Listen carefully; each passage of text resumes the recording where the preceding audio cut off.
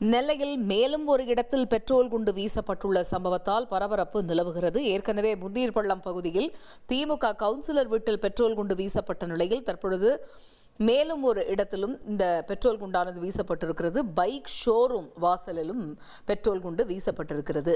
இது குறித்த முழு விவரங்களை அறிவோம். செய்தியாளர் ராமசுந்தரம் இணைகிறார். ராமசுந்தரம், இப்படி தொடர்ந்து பெட்ரோல் குண்டு வீசப்பட்டிருக்கக்கூடிய சூழல்ல இந்த ரெண்டு இடங்கள்லையுமே ஒரே கும்பல் தான் இந்த வேலையில ஈடுபட்டாங்களா? அது பற்றிய விவரங்கள் ஏதேனும் தெரிய வந்திருக்கா?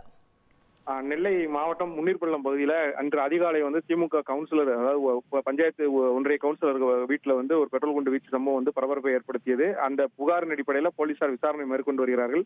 இந்த நிலையில நெல்லை டவுன், நெல்லை மாநகர பகுதியின் மைய பகுதியாக இருக்கக்கூடியது டவுன் பகுதியில் இருக்கக்கூடிய ஒரு பைக் ஷோரூம் வாசல்ல கரும்புகை அதிக அளவுல இருந்தது கண்டறியப்பட்டு அந்த போலீசாரிடம் அந்த ஷோரூமுடைய உரிமையாளர் புகார் அளித்ததன் அடிப்படையில போலீசார் விசாரணை நடத்தியதில் அது பெட்ரோல் குண்டு வீச்சு சம்பவம் என்பதை உறுதி செய்திருக்கிறார்கள். அந்த முன்னீர்பள்ளம் சம்பவத்தில் ஈடுபட்ட அதே கும்பல் தான் இந்த சம்பவத்திலும் ஈடுபட்டிருப்பதாகவும் முதற்கட்ட தகவல் வெளியாகிறது.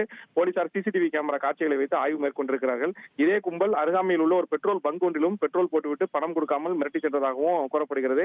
ஏற்கனவே நேற்றைய காலை வெளியிடப்பட்ட அந்த சிசிடிவி காட்சிகள்ல பயங்கர ஆயுதத்தோடு அந்த கும்பல் சுற்றி இருந்ததும் அந்த சிசிடிவி காட்சிகளில் பதிவாயிருக்கிறது. எதற்காக இந்த கும்பல் இந்த போன்று ஆயுதத்தோடு சுத்தி வந்தார்கள் என்பது குறித்தான விசாரணை தீவிரப்படுத்தப்பட்டிருக்கிறது. தொடர்ந்து நெல்லை டவுன் போலீசாரும் தனிப்படை அமைத்து இந்த விசாரணையை தீவிரப்படுத்தியிருக்கிறார்கள். 6 பேர் கொண்ட கும்பல் இந்த சம்பவத்தில் ஈடுபட்டிருப்பதாக கண்டறியப்பட்டு 6 பேர் யார், அந்த பைக் பதிவு என்ன என்பது குறித்தான விசாரணையை தீவிரப்படுத்தி விசாரணை மேற்கொண்டிருக்கிறார்கள். தகவல்களுக்கு நன்றி ராமசுந்தரம்.